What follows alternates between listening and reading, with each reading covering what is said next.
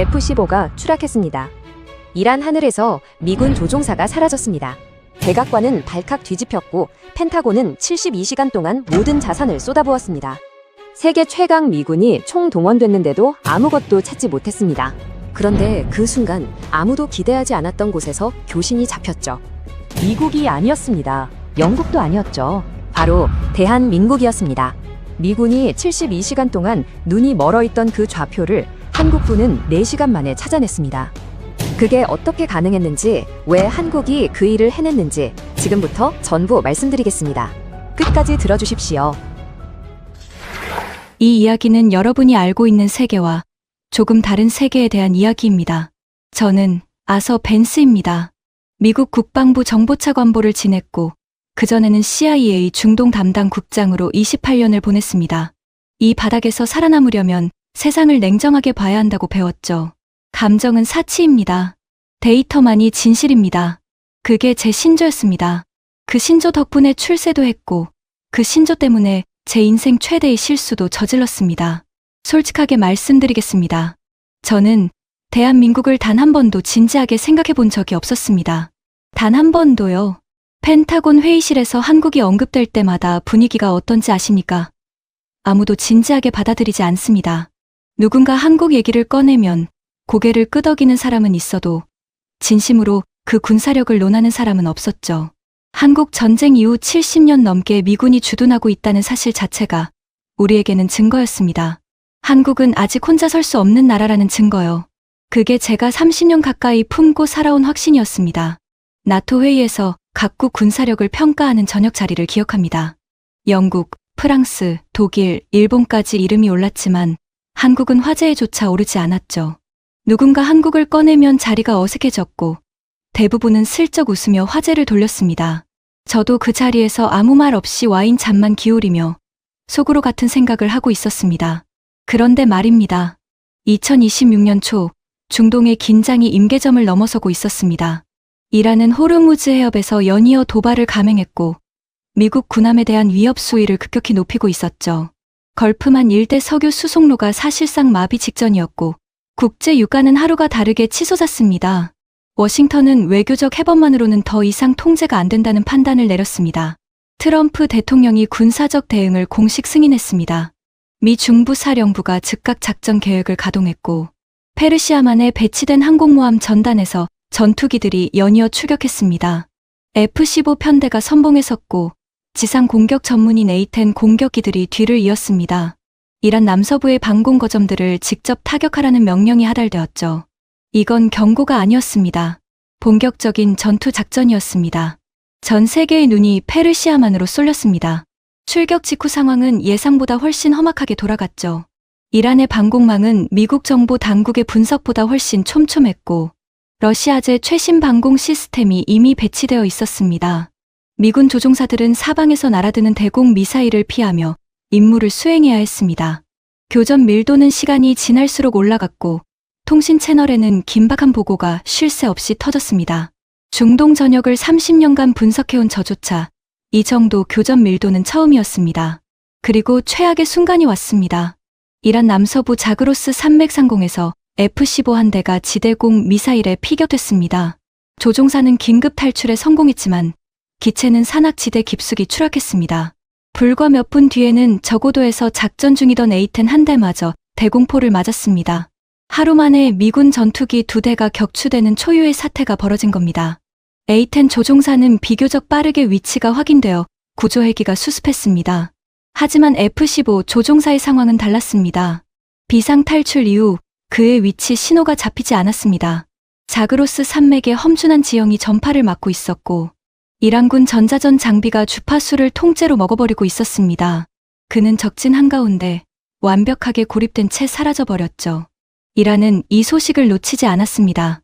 혁명수비대 사령부는 즉각 전군에 생포 명령을 내렸고 조종사의 머리에 66만 달러, 우리 돈으로 약 9천만 원의 현상금을 걸었습니다. 이란 국영 텔레비전은 전국에 긴급 속보를 타전했고 생포에 성공하면 혁명 영웅 칭호까지 수여하겠다고 선언했죠. 9천만 원이 얼마인지 아십니까? 이란 시골 지역 평균 월급이 몇십만 원입니다.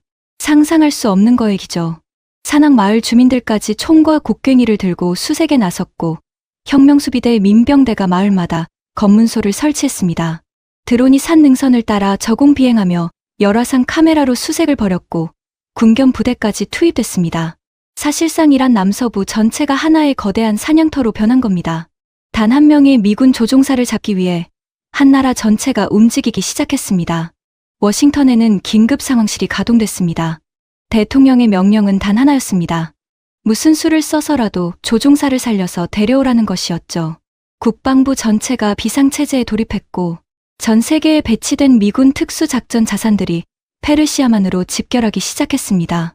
그때까지만 해도 저는 확신했습니다. 우리가 가진 정찰위성, 특수부대, 어마어마한 자산이면 이란 산골짜기에서 사람 하나 찾아내는 건 시간 문제라고요. 그리고 한 가지 더. 이 상황에 대한민국이 끼어들 여지 같은 건 눈곱만큼도 없다고 확신했습니다. 하지만 이후 벌어진 일들은 제 30년 확신을 송두리째 무너뜨렸습니다. 미국이 가진 모든 것을 쏟아부었지만 실패했고 누구도 예상하지 못한 곳에서 답이 나왔습니다. 그 이야기를 지금부터 하나하나 말씀드리겠습니다. 끝까지 함께 해주십시오. 조종사가 사라진 지 6시간이 지났습니다. 미 중부사령부는 가진 자산을 전부 쏟아부었습니다.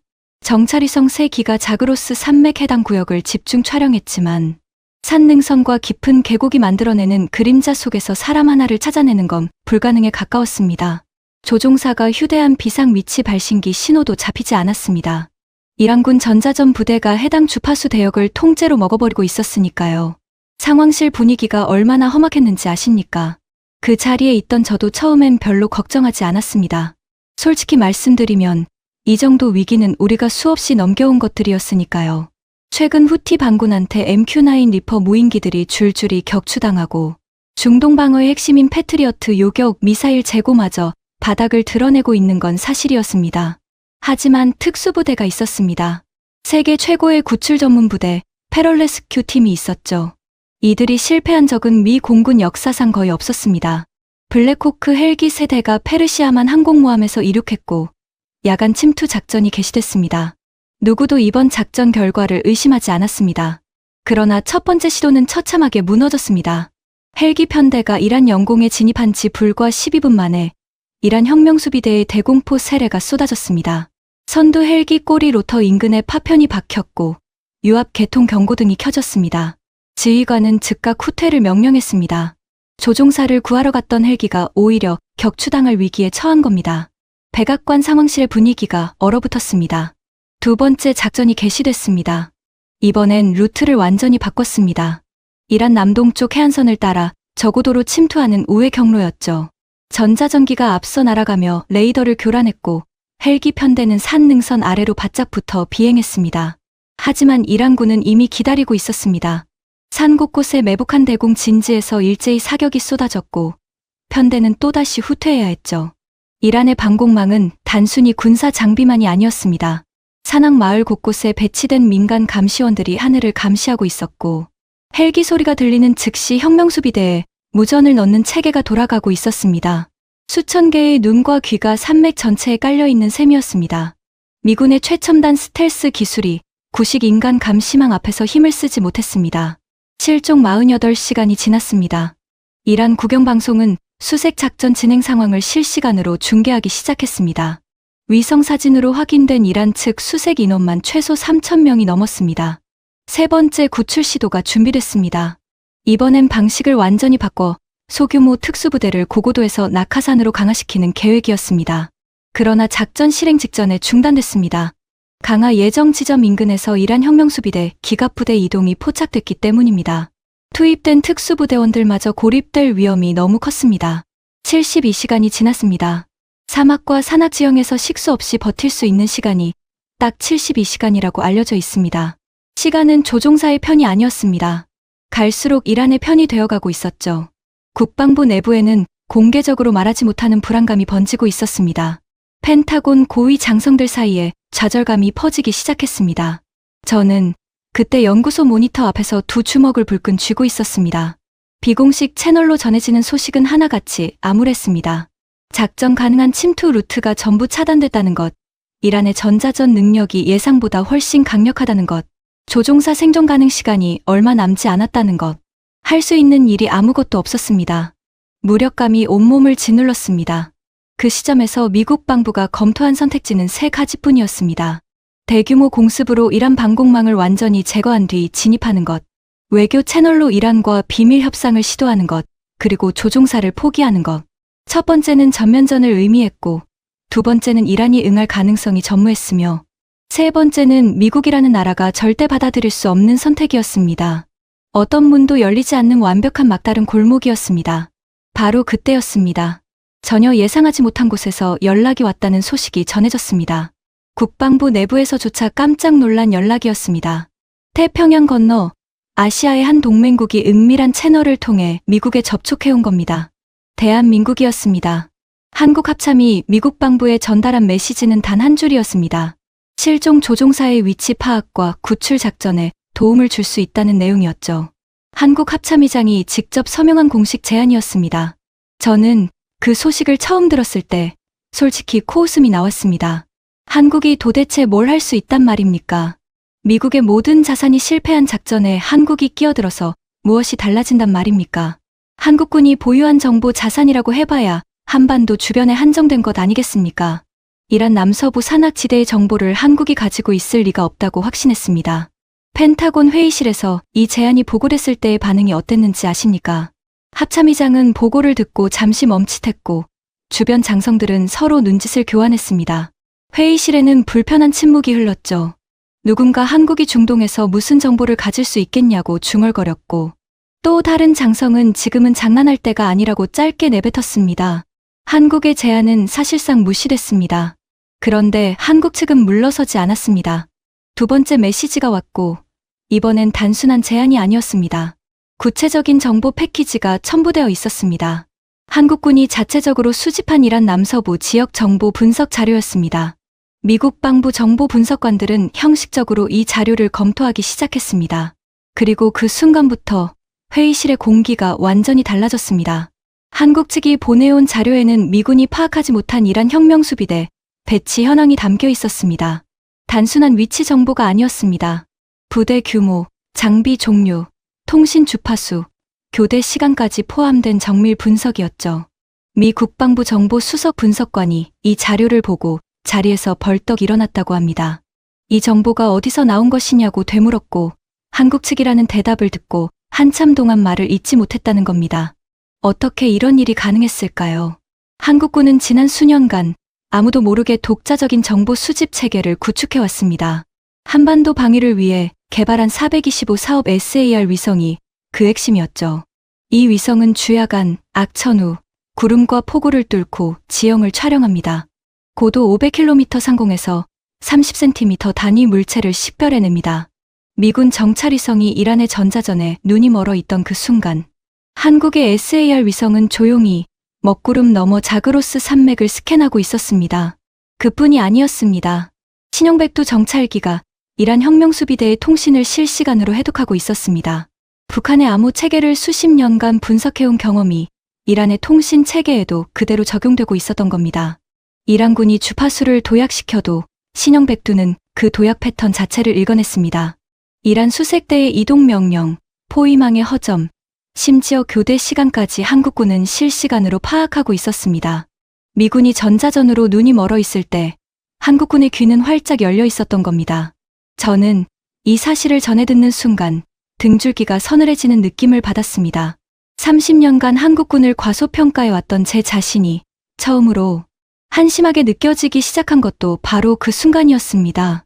한국을 비웃던 그 회의실에서 이제 한국의 지원을 공식 요청해야 한다는 목소리가 나오기 시작했습니다. 합참의장이 직접 한국 측에 연락을 취했습니다.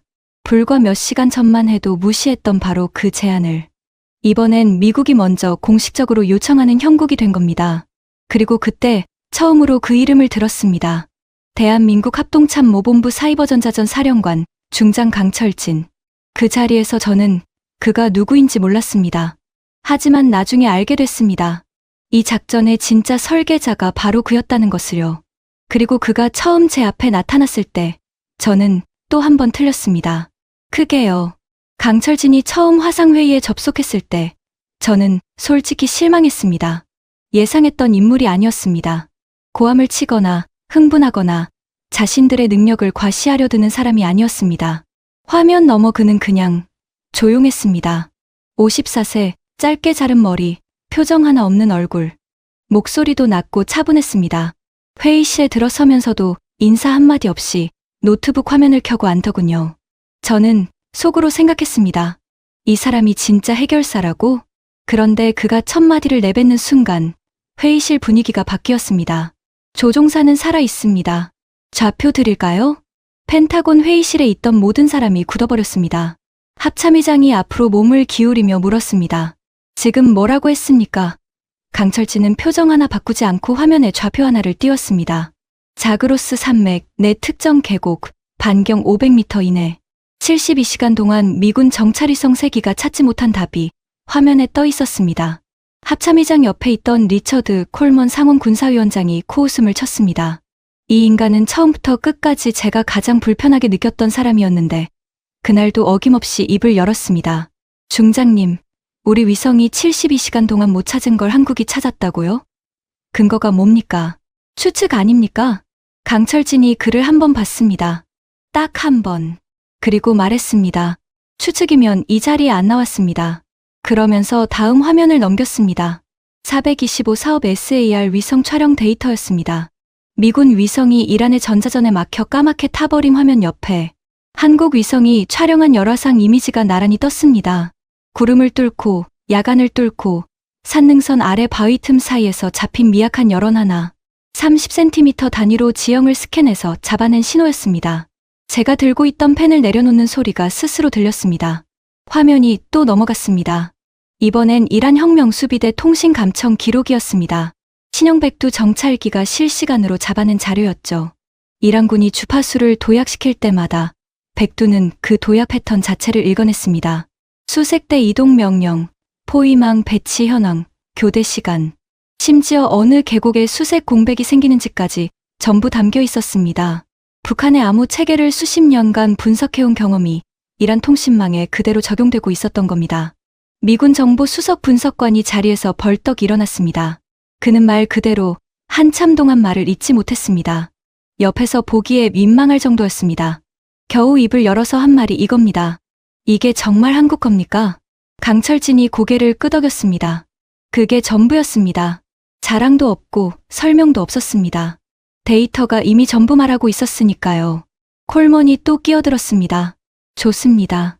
정보는 인정하죠. 그런데 작전은 어떻게 합니까?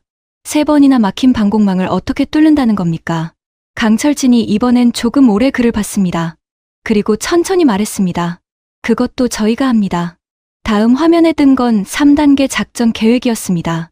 1단계. 이란 혁명수비대 지휘 통신망 마비. ALQ-200K 전자전 포드를 활용해 이란군 통신 주파수를 정밀 교란합니다. 수색대끼리 서로 연락이 끊기고 지휘부 명령이 현장에 닿지 않게 됩니다. 아군이 들어오는 것도 모르고 들어와도 보고할 수가 없는 상태가 되는 거죠. 2단계. 방공 레이더 무력화. 이란 레이더 시스템이 정상 작동하는 것처럼 보이면서도 실제로는 아무것도 탐지하지 못하게 만드는 고도의 정밀 교란입니다. 이란 방공 요원들은 자기 레이더가 먹혔다는 사실조차 알아차리지 못합니다. 3단계. 대공화기 사격 통제 무력화. 이란 순찰대에 가짜 명령을 주입해 경로를 바꿉니다. 구출팀이 지나갈 길을 깨끗하게 비워두는 겁니다. 회의실이 조용했습니다. 저는 그 순간 뭔가 이상한 감각을 느꼈습니다. 불편함이었습니다. 단순히 놀라서가 아니었습니다. 30년간 제가 쌓아온 확신들이 이 조용한 사람의 화면 앞에서 하나씩 무너지는 소리가 들리는 것 같았습니다. 콜먼이 마지막으로 한마디 했습니다. 이게 정말 가능하다고 보십니까, 중장님? 강철진이 노트북을 닫으며 대답했습니다. 가능한지 물어보러 오신 겁니까? 아니면 조종사를 살리러 오신 겁니까? 회의실에 침묵이 흘렀습니다. 합참의장이 먼저 입을 열었습니다. 목소리가 좀 전과 달랐습니다. 중장님, 부탁드립니다. 강철진이 고개를 한번 끄덕였습니다. 그게 전부였습니다. 그는 자리에서 일어나 화면 밖으로 사라졌습니다. 서울 용산 지하작전센터로 돌아간 겁니다. 그 순간부터 이 작전의 주도권은 완전히 달라진 곳에 있었습니다. 저는 한참 동안 화면만 보고 있었습니다. 머릿속이 복잡했습니다. 한국군이 이 모든 능력을 갖추고 있었다는 사실보다 우리가 그걸 단 한 번도 알려고 하지 않았다는 사실이 더 불편하게 느껴졌으니까요. 작전 개시 시각이 결정됐습니다.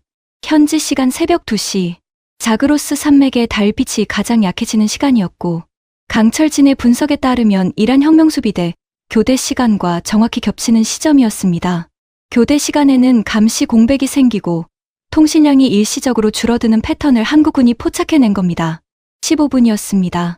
한국군이 확보할 수 있는 교란창이 딱 15분. 그 15분 안에 헬기가 들어가고 조종사를 찾고 빠져나와야 했습니다. 한 사람의 목숨을 결정할 시간이 고작 15분이었습니다. 새벽 1시 50분이었습니다. 저는 워싱턴 연구소 모니터 앞에 앉아 있었습니다. 비공식 채널로 실시간 상황을 전달받고 있었죠. 손에 커피가 들려 있었는데 한 모금도 마시지 못했습니다. 쉬어가는 것도 몰랐습니다. 작전 개시 10분 전 서울 용산 지하 작전센터가 가동을 시작했습니다. 강철진의 지휘 아래 수백 명의 전문 인력이 모니터 앞에 앉았습니다. 정보사령부, 사이버작전사령부, 공군 전자전 부대가 동시에 돌아가고 있었습니다. 이란에서 7,000km 떨어진 서울 지하 벙커에서 이란 하늘을 통제하려는 작전이 시작된 겁니다. 작전 개시 10분 전 ALQ-200K 전자전 포드가 가동됐습니다.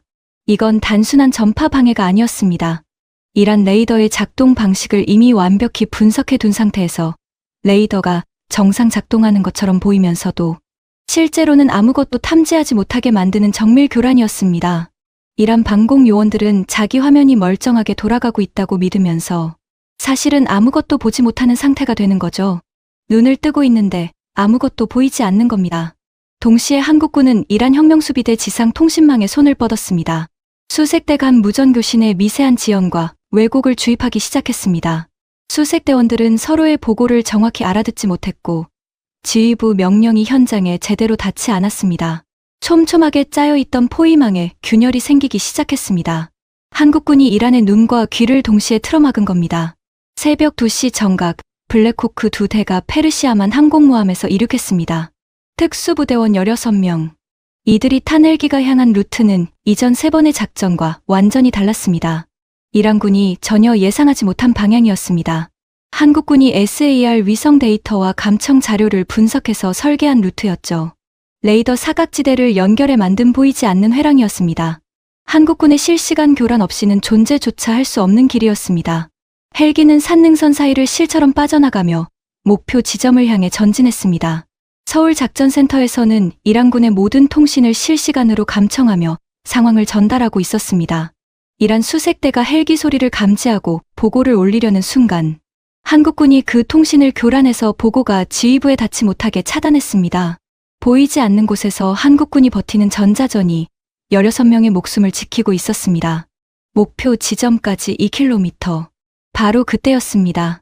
서울 작전센터에서 긴급 경고가 떴습니다. 강철진이 직접 교신에 나섰습니다. 이란 순찰대 차량 한 대, 계곡 입구 접근 중. 구출팀과 교차 예상 시간 4분. 헬기 안이 순식간에 얼어붙었을 겁니다. 교대를 마친 이란군 순찰대가 계곡 쪽으로 이동하고 있었습니다. 구출팀과 이란 순찰대 사이의 거리가 급격히 좁아지고 있었죠. 이대로라면 정면으로 마주칩니다. 작전이 무너지는 데 필요한 시간은 단 4분이었습니다. 서울 작전센터가 즉각 움직였습니다. 이란 순찰대 무전기에 가짜 명령을 주입했습니다. 지휘부에서 경로를 변경하라는 내용이 조작된 통신이었습니다. 이란 순찰대는 의심 없이 방향을 틀었습니다. 구출팀이 진입할 계곡에서 멀어져 갔습니다. 이 공작이 성공하기까지 걸린 시간 90초였습니다. 저는 이 보고를 전해 듣는 순간 숨을 참고 있었다는 걸 그때서야 알았습니다. 90초. 그 짧은 판단과 실행이 작전 전체의 성패를 갈랐습니다. 헬기가 계곡 안쪽에 착륙했습니다. 특수부대원들이 뛰어내려 수색을 시작했습니다. 한국군이 특정한 좌표를 향해 전진했습니다. 야간 2시경 너머로 바위와 관목이 끝없이 이어지는 어둠 속이었습니다. 시간이 없었습니다. 헬기가 지상에 머물 수 있는 시간, 한국군이 확보한 교란창의 한계, 딱 15분이었습니다. 15분 안에 조종사를 찾지 못하면 다시 후퇴해야 했습니다. 남은 시간은 줄어들고 있었고 계곡은 어두웠고 아무 소리도 나지 않았습니다. 7분이 지났습니다. 선두대원이 바위 틈 사이에서 미약한 적외선 신호를 포착했습니다. 비상생존 장비에서 나오는 신호였습니다. 대원들이 달려갔고 바위 아래 움푹 파인 공간에 웅크리고 있는 사람을 발견했습니다. 윌리엄 헤이스 데이였습니다. 72시간이 넘도록 그 바위 틈에 숨어 있었던 겁니다. 상태가 심각했습니다. 탈수와 저체온증으로 의식이 몽롱했고 탈출 과정에서 왼쪽 어깨를 다쳐 거의 움직이지 못하는 상태였습니다. 권총은 손에 꼭 쥔 채였습니다. 얼마나 오래 그러고 있었는지 손가락이 굳어 있었습니다. 하지만 살아 있었습니다. 대원들이 즉각 응급처치를 하고 들것에 옮겼습니다. 발견부터 탑승까지 걸린 시간 3분이었습니다. 한국군이 특정한 좌표가 틀렸다면 15분이라는 시간 안에 이 넓은 계곡에서 그를 찾아내는 건 불가능했을 겁니다. 헬기가 이륙 준비를 시작했습니다. 바로 그때 서울에서 또 경고가 떴습니다. 이란 혁명수비대 본부, 해당 계곡에 긴급 수색대 파견 명령하달. 현재 이동 중. 민간인 제보가 올라온 겁니다. 계곡에서 이상한 소리를 들었다는 신고였습니다. 이란 수색대가 계곡으로 향하고 있었습니다. 강철진이 즉각 결정을 내렸습니다. 이란 혁명수비대 본부와 현장 수색대 사이의 통신을 완전히 차단했습니다. 수색대는 출발 명령을 받았지만 이후 아무런 후속 지시를 받지 못했습니다. 현장에서 혼란이 생겼고 대원들은 우왕좌왕하기 시작했습니다. 그 혼란이 만들어준 시간이 딱 2분이었습니다. 헬기가 2분 만에 이륙했습니다. 조종사를 태운 블랙호크가 산능선 위로 솟아오르는 순간 서울작전센터는 교란 강도를 최대로 끌어올렸습니다. 이란의 모든 방공 레이더가 일시적으로 완전히 무력화됐고 헬기 편대는 그 빈틈을 뚫고 전속력으로 이란 영공을 벗어나기 시작했습니다. 뒤쪽에서 이란군이 뒤늦게 사태를 파악하고 대공 사격을 시도했습니다. 예광탄이 밤하늘을 갈랐습니다. 하지만 헬기는 이미 유효 사거리 밖이었습니다. 한국군이 만들어준 보이지 않는 길 위를 달려 미군은 탈출에 성공했습니다.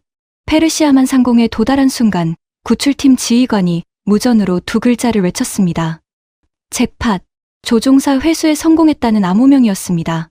이 무전을 동시에 듣고 있던 워싱턴 백악관, 상황실과 서울 용산지하 작전센터에서 동시에 함성이 터져 나왔습니다.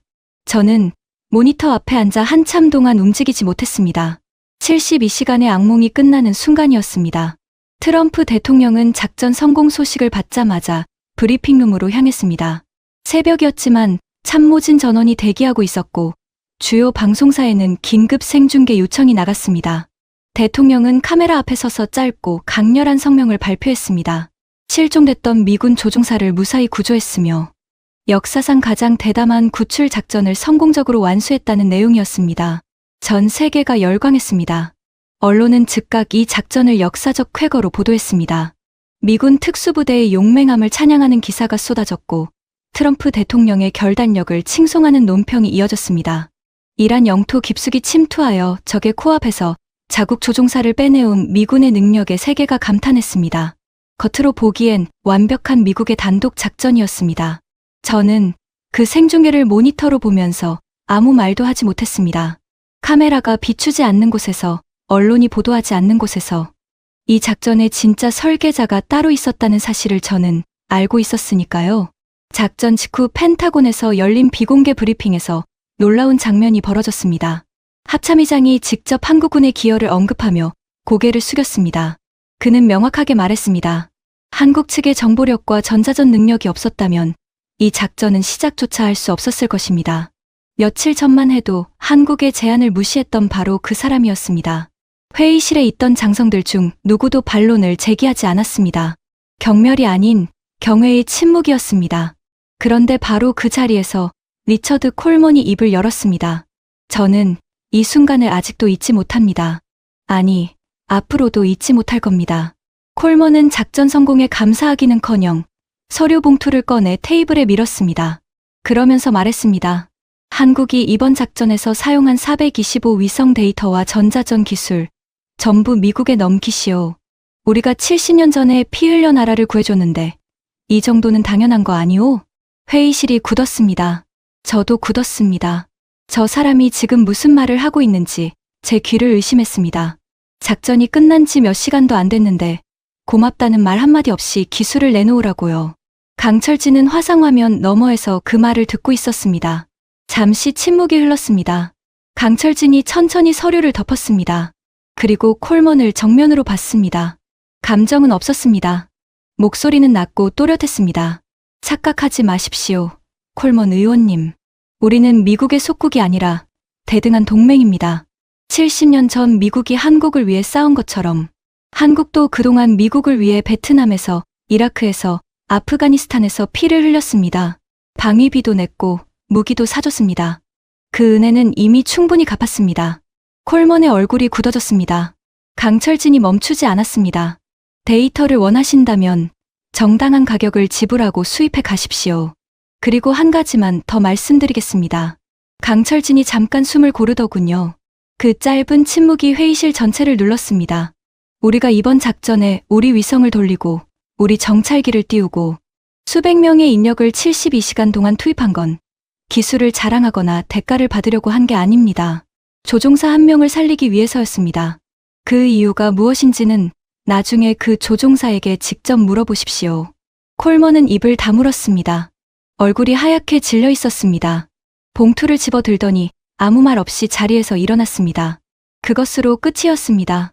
회의실에 남은 사람들은 한참 동안 아무도 말하지 않았습니다. 합참의장이 먼저 입을 열었습니다. 중장님, 감사합니다. 강철진이 고개를 한번 끄덕였습니다. 그리고 화면이 꺼졌습니다. 서울로 돌아간 겁니다. 조용히, 아무런 요란함 없이. 저는 그 꺼진 화면을 한참 동안 바라봤습니다. 이게 진정한 강자의 모습이구나 하는 생각이 들었습니다. 인정받으려고 싸우지 않고, 과시하지 않고, 해야 할 일이니까 묵묵히 해내는 나라. 고마워하든 말든, 알아주든 말든 상관없이. 그리고 한 가지가 더 마음에 걸렸습니다. 강철진이 마지막에 한 말이었습니다. 조종사에게 직접 물어보십시오. 그게 무슨 뜻인지 그 자리에서 저는 알지 못했습니다. 그냥 멋있는 말이라고 생각했습니다. 그런데 아니었습니다. 윌리엄 헤이스 대위가 퇴원 후 저를 찾아왔을 때 저는 그 말의 진짜 의미를 알게 됐습니다. 헤이스는 병원에서 나오자마자 한 가지를 요청했다고 합니다. 한국에 가고 싶다고요. 왜냐고 물었더니 그는 이렇게 말했습니다. 제 목숨을 구해준 사람들에게 감사 인사를 하고 싶습니다. 저는 그 말을 전해 듣고 잠시 멍했습니다. 그러다 한 가지가 떠올랐습니다. 헤이스, 윌리엄 헤이스. 그 성씨가 어딘가 낯설지 않았습니다. 제가 어딘가에서 들어본 이름이었습니다. 그래서 조용히 그의 가족 기록을 찾아봤습니다. 그리고 저는 그 자리에서 한참 동안 화면을 닫지 못했습니다. 윌리엄 헤이스의 조부, 존 헤이스 하사, 미 육군 7사단 소속, 1950년 장진호 전투 참전, 혹한의 전장에서 다리 하나를 잃고도 후퇴하지 않은 인물, 그리고 그 옆에 적힌 단 한 줄, 한국인 고아 소년 한 명 구출. 손이 떨렸습니다. 강철진이 왜 이 작전을 강행했는지, 왜 이란 한복판에 한국의 모든 자산을 쏟아부었는지, 그 이유가 단 한 줄로 설명되는 순간이었습니다. 그 고아 소년이 누구인지 저는 아직 몰랐습니다. 하지만 알 것 같은 느낌이 들었습니다. 확인은 한국에서 하게 됐습니다. 서울행 비행기 안에서 저는 잠을 한숨도 자지 못했습니다. 존 헤이스 하사가 구출한 한국인 고아 소년. 그 소년이 누구인지 확인하는 데는 오래 걸리지 않았습니다. 기록을 더 파고들수록 퍼즐 조각들이 맞춰지기 시작했습니다. 그리고 인천공항에 내리는 순간 저는 이미 답을 알고 있었습니다. 확인하기가 두려웠습니다. 솔직히요. 서울에 도착했을 때 저는 눈을 의심했습니다. 제가 상상했던 한국은 미군 기지 주변의 작은 도시들이 전부였습니다. 하지만 눈앞에 펼쳐진 서울은 달랐습니다. 고층 빌딩들이 하늘을 찌르고 있었고 도시 전체가 첨단 기술로 돌아가고 있었습니다. 전쟁의 폐허 위에 이런 나라를 세워 올렸다는 사실이 솔직히 믿기 어려웠습니다. 70년 전 미군이 피 흘려 지킨 그 땅 위에 이런 세계가 만들어져 있었던 겁니다. 용산 전쟁기념관을 먼저 찾았습니다. 한국 전쟁 당시 미군과 한국군이 함께 싸웠던 기록들이 빼곡하게 전시되어 있었습니다. 미국에서도 보기 힘든 귀중한 사진과 유품들이 있었습니다. 그런데 제가 걸음을 멈춘 건 전시물 때문이 아니었습니다. 한쪽 벽면에 빼곡하게 새겨진 이름들 때문이었습니다. 한국 전쟁에서 전사한 미군 한 명 한 명의 이름이 거기 있었습니다. 70년이 지난 지금까지 단 한 명도 빠짐없이 한국은 그 이름들을 하나하나 기억하고 있었습니다. 저도 모르게 눈시울이 뜨거워졌습니다. 부끄러웠습니다. 우리가 그 희생을 기억하는 방식과 한국이 기억하는 방식이 너무 달랐으니까요. 다음 날 오전 국방부 청사에서 강철진을 만났습니다. 화상 화면이 아니라 처음으로 직접 마주 앉은 자리였습니다. 그는 제복 차림이었습니다. 악수를 나누는데 손이 예상보다 단단했습니다. 안내를 받아 들어간 회의실에는 이번 작전에 참여했던 한국군 장교들이 몇 명 더 있었습니다. 그들은 놀랄 만큼 겸손했습니다. 자신들이 한 일을 자랑하거나 공을 내세우는 사람이 단 한 명도 없었습니다. 제가 먼저 감사 인사를 건넸을 때 한 장교가 조용히 말했습니다. 당연한 일을 했을 뿐입니다. 그 태도 자체가 또 하나의 충격이었습니다. 저는 참지 못하고 물었습니다. 미국이 한국을 무시하고 있다는 걸 알고 있었냐고. 콜먼 같은 사람들이 회의실에서 한국을 어떻게 취급했는지 알고 있었냐고요. 잠깐 침묵이 흘렀습니다. 강철진이 천천히 입을 열었습니다. 물론 알고 있었습니다.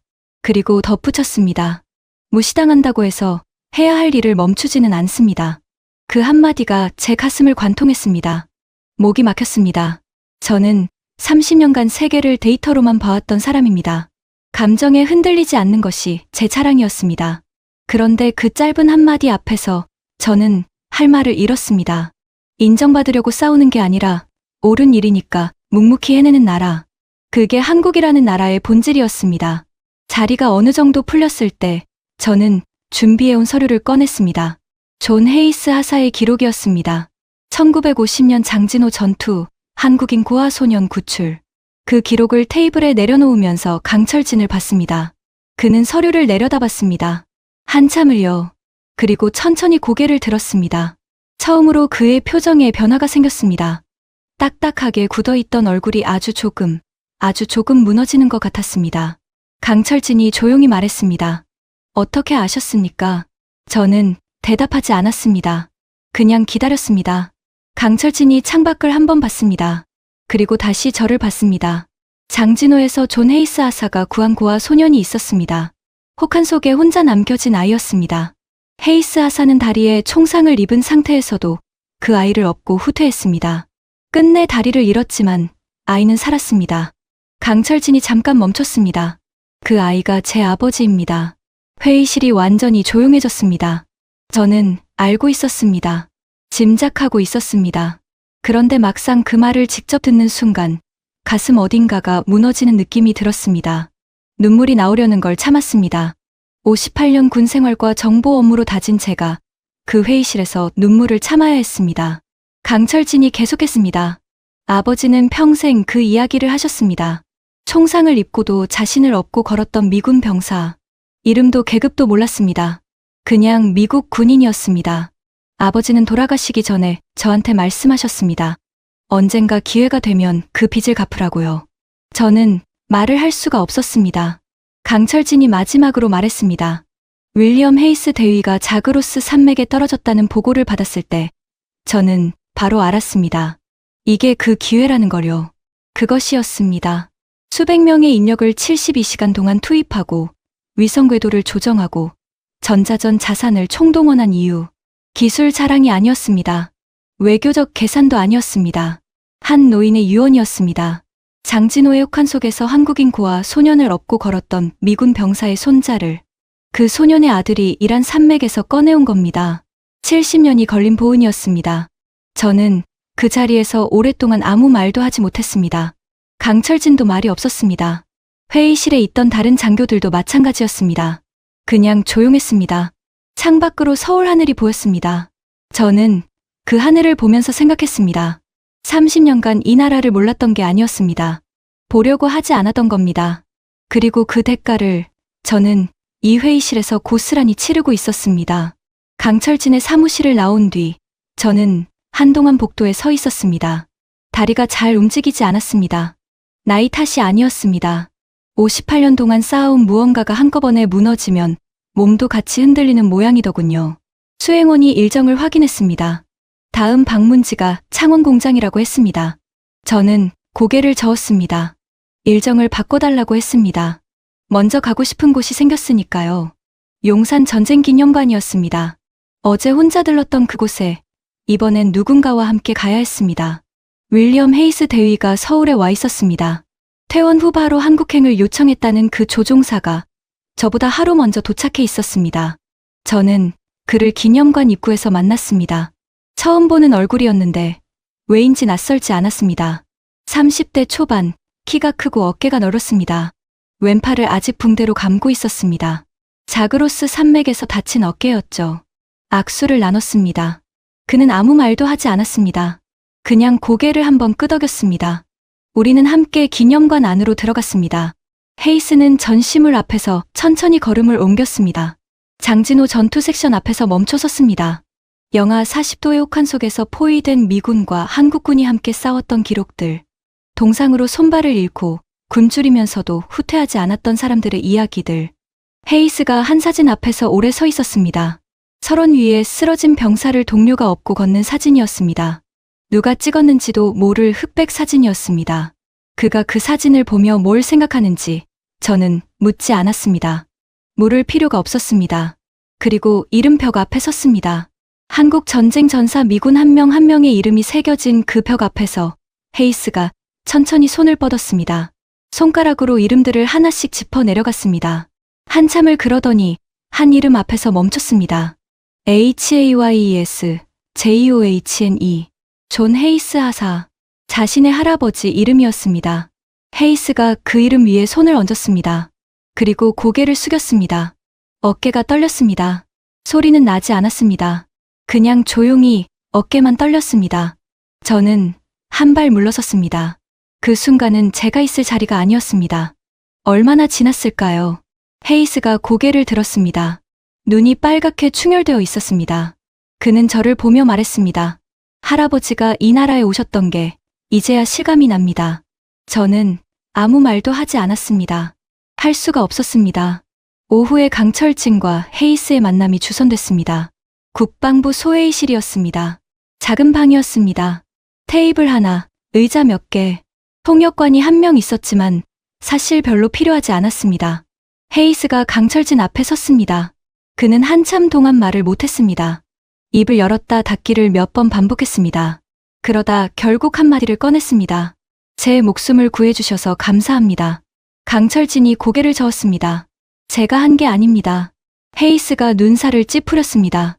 무슨 뜻인지 모르는 표정이었습니다. 강철진이 천천히 말을 이었습니다. 1950년 장진호에서 제 아버지를 살린 분이 계셨습니다. 그분이 한 일입니다. 저는 그 빚을 갚았을 뿐이고요. 헤이스가 굳었습니다. 강철진이 서랍에서 낡은 사진 한 장을 꺼냈습니다. 흑백 사진이었습니다. 어린 소년 하나가 군복 차림의 미군 병사 옆에 서 있는 사진이었습니다. 병사는 목발을 짚고 있었습니다. 한쪽 다리가 없었습니다. 헤이스가 그 사진을 받아들었습니다. 손이 떨렸습니다. 군복 차림의 병사 얼굴을 한참 들여다봤습니다. 그리고 고개를 들어 강철진을 봤습니다. 아무 말도 나오지 않는 것 같았습니다. 강철진이 먼저 말했습니다. 아버지는 그분 얼굴을 평생 기억하셨습니다. 이름은 끝내 알지 못하셨지만요. 돌아가시기 전에 저한테 말씀하셨습니다. 그 미군 병사가 없었다면 당신도 없었고 저도 없었을 거라고. 헤이스의 눈에서 눈물이 떨어졌습니다. 닦지 않았습니다. 그냥 흘렀습니다. 강철진이 일어섰습니다. 그리고 헤이스에게 손을 내밀었습니다. 헤이스가 그 손을 잡았습니다. 두 사람이 악수를 나누는데 아무도 먼저 손을 놓지 않았습니다. 저는 그 장면을 보면서 이것이 진짜 동맹이 무엇인지를 처음으로 이해한 것 같았습니다. 조약도 아니고 방위비도 아니고 무기 수출도 아니었습니다. 70년 전 혹한의 산속에서 모르는 아이를 업고 걸었던 한 사람과 70년 뒤 이란 산맥에서 그 아이의 아들이 보내준 보이지 않는 손길. 그게 진짜 동맹이었습니다. 워싱턴으로 돌아온 건 사흘 뒤였습니다. 연구소 동료들이 한국에서 뭘 봤냐고 물었습니다. 저는 뭐라고 설명해야 할지 몰랐습니다. 한참 생각하다가 이렇게 말했습니다. 우리가 30년간 보려 하지 않았던 것들을 봤습니다. 동료들의 반응은 엇갈렸습니다. 믿는 사람이 있었고 고개를 갸웃하는 사람도 있었습니다. 하지만 이번 작전에 내막을 아는 사람들은 달랐습니다. 고개를 끄덕였습니다. 한국군의 능력은 더 이상 논쟁의 대상이 아니었으니까요. 이미 증명된 사실이었으니까요. 그 이후 미국 방부가 움직이기 시작했습니다. 한국과의 군사협력 수준이 대폭 격상됐습니다.